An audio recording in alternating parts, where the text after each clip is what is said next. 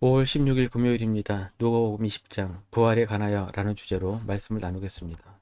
먼저 기도로 시작하십시오. 성경을 1회 3읽기 바랍니다. 꾸준한 영성을 여는 당신의 인생을 변화시킵니다.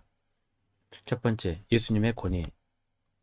예수님께서 예루살렘에 들어오셔서 성전을 청결하게 하신 사건 때문에 큰 소동이 일었습니다.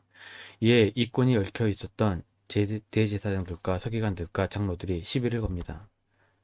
2절입니다. 말하 이르되 당신이 무슨 권위로 이런 일을 하는지 이 권위를 준 이가 누구인지 우리에게 말하라. 주님께서는 적대적 질문하는 자들에게 자주 반문으로 답변하셨습니다. 4절입니다. 요한의 세례가 하늘로부터냐 사람으로부터냐. 이 답도 저 답도 할 수 없었던 이들에게 주님께서도 권위에 대한 답을 하지 않으셨습니다. 8절입니다. 예수께서 이르시되 나도 무슨 권위로 이런 일을 하는지 너에게 이르지 아니하리라 하시니라. 이 사건은 예수님의 권위를 인정하고 믿는 것의 중요성을 강조합니다. 이 사건을 통해 예수님은 자신의 권위가 하나님으로부터 왔음을 암시하며 동시에 종교 지도자들의 진정성 없는 태도를 드러내셨습니다. 두 번째, 포도원 농부 비유. 9절입니다. 그가 또 이 비유로 백성에게 말씀하시기 시작하시니라. 한 사람이 포도원을 만들어 농부들에게 새로 주고 타국에 가서 오래 있다가 여기 한 사람이 나옵니다. 그 사람이 포도원을 만듭니다. 그리고 그 포도원을 사람들에게 새로 줍니다. 우리가 이 장면을 잘 연상해서 생각해 보면 마치 하나님께서 천지를 창조하시고 그 가운데 해와 달과 별, 동식물 등을 만들어 사람에게 주신 것과 비슷한 장면이 그려집니다. 우리 인간은 하나님의 은혜로 이 땅을 선물로 받게 됩니다. 하나님께서 우리에게 주신 집, 재산, 자녀 등 많은 것을 선물로 받은 것입니다. 하나님의 은혜를 입은 것입니다. 그런데 문제는 이제부터 시작합니다. 우리들은 하나님의 은혜를 너무 쉽게 망각해버립니다. 10절입니다. 때가 이름에 포도원 수출 얼마를 바치게 하려고 한 종을 농부에게 보내니 농부들이 종을 몹시 때리고 거저 보내었거늘. 성경은 우리를 청지기로 비유합니다. 우리 하나님께서 우리에게 맡기신 것을 관리하는 청지기일 뿐입니다. 우리에게 온 모든 것이 하나님으로부터 왔고 하나님 것이라고 생각하는 것이 바로 청지기 정신입니다. 그런데 우리가 선한 청지기 정신을 잊어버리고 내 것이라고 착각하는 순간부터 우리는 하나님의 것을 도둑질하기 시작하는 것입니다.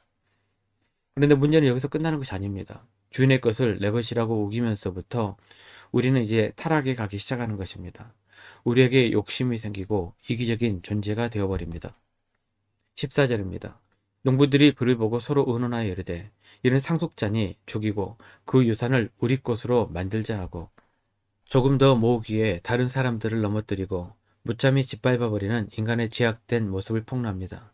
심지어는 하나님의 아들까지도 무참히 십자가에 못 박아버린 인간들을 보게 됩니다. 그 결과는 어떻게 될까요? 16절입니다.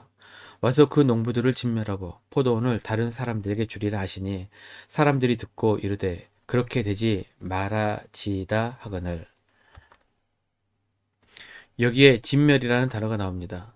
하나님의 은혜를 망각하고 이기적인 욕심에 가득 차서 난폭하고도 반역적인 죄를 저지른 사람들을 하나님께서 심판하시겠다는 말씀입니다. 그렇다면 그 포도는 어떻게 될까요? 아들을 존대하는 다른 어떤 사람에게 새로 내어줄 것입니다. 아들을 존대하는 자들은 하나님 나라의 열매 맺는 백성들입니다. 세 번째, 가이사의 것은 가이사에게. 자신들을 멸망당할 것이라고 하신 말씀에 기득권자들은 분노하고 어떻게든 예수님을 함정에 빠뜨려 잡아놓으려고 이런 질문합니다. 22절입니다. 우리가 가이사에게 세를 바치는 것이 옳으니까 옳지 아니하니까.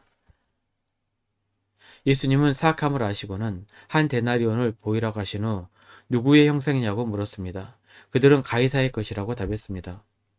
25절입니다. 이르시되 그런즉 가이사의 것은 가이사에게 하나님의 것은 하나님께 바치라 하시니. 자신을 시험하려 든 자들에게 예수님다우신 답을 합니다. 주님은 세상의 돈과 시스템을 부정하지 않으셨습니다. 성도는 세상의 법도 지키며 하나님의 법도 잘 따르면서 살아야 할 것입니다. 네 번째, 부활 논쟁. 27절입니다. 부활이 없다고 주장하는 사두개인 중 어떤 이들이 와서 사두개인은 모세오경만을 믿었으며 죽은 자의 부활과 천사와 영을 믿지 않았습니다. 이들도 예수님께 부활 논쟁으로 곤란에 빠뜨리려고 했던 것 같습니다. 이들은 형사 취수제를 듭니다. 형이 죽으면 동생이 형수를 아내로 맞이하여 대를 이어주는 제도입니다. 7명의 형제들이 차례차례 죽어 한 명의 여자와 결혼을 하게 되는 극단적인 예를 듭니다. 33절입니다. 일곱이 다 그를 아내로 취하였으니 부활 때 그 중에 누구의 아내가 되리이까. 부활하여 천국에 가면 그 여자는 7명의 형제 중 누구의 아내가 되겠냐는 질문입니다. 정말 기상천외한 질문입니다. 어쨌든 예수님께서는 이렇게 말씀하셨습니다. 35절 36절입니다. 저 세상과 및 죽은 자 가운데서 부활함을 얻기에 합당히 여김을 받은 자들은 장가가고 시집가는 일이 없으며 그들은 다시 죽을 수도 없나니 이는 천사와 동등이요 부활의 자녀로서 하나님의 자녀입니다. 믿는 자들은 천국에서 다시 만나게 될 것입니다. 하지만 천국은 이 땅 위에서와 같지 않다는 것입니다. 육신의 모습이 아닌 천사의 모습이라고 하셨습니다. 천국은 가족 상봉의 장소가 아니라 모두가 천사의 모습으로 예수님을 만나서 거룩한 무리의 신령한 기쁨이 천국 생활을 채우게 될 것입니다.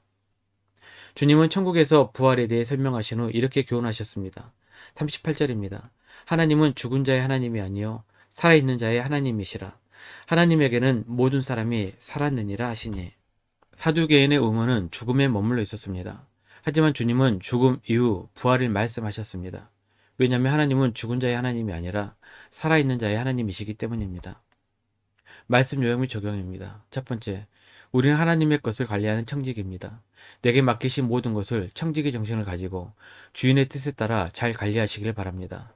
두 번째, 주님은 세상의 돈과 시스템을 부정하지 않으십니다. 성도는 세상의 법도 지키며 하나님의 법도 잘 따르면서 살아야 합니다.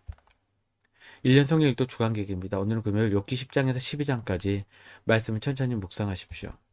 5월 중보기도 제목입니다. 5가지 기도 제목을 충분히 기도하시고 교회와 개인 기도의 시간을 가지시기 바랍니다. 가정에서 기도하시기 힘드신 분들 교회 나오셔서 주중 기도의 시간을 이용하시면 됩니다. 주중 기도는 새벽 6시부터 밤 10시까지입니다. 편한 시간에 나오셔서 정기적으로 기도하시기 바랍니다. 하루 30분씩 최선을 다하시기 바랍니다. 그럼 여러분의 삶이 변화될 것입니다. 영상을 다 보신 분들 확인 문자를 보내시거나 유튜브에 댓글로 달아주시면 정기적인 영성 훈련에 도움이 될 것입니다. 오늘 하루도 승리하시기를 기도합니다.